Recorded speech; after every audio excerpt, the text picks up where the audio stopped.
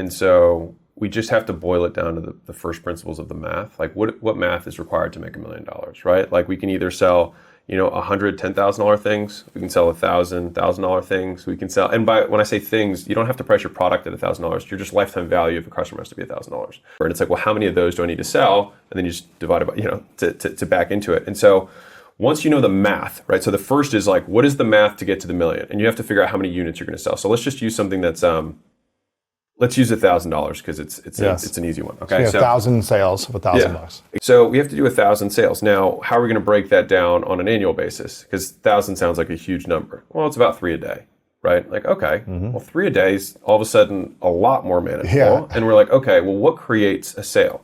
So at some point, to get set, I'm going to take one step before for 6 figures for anybody who's not there.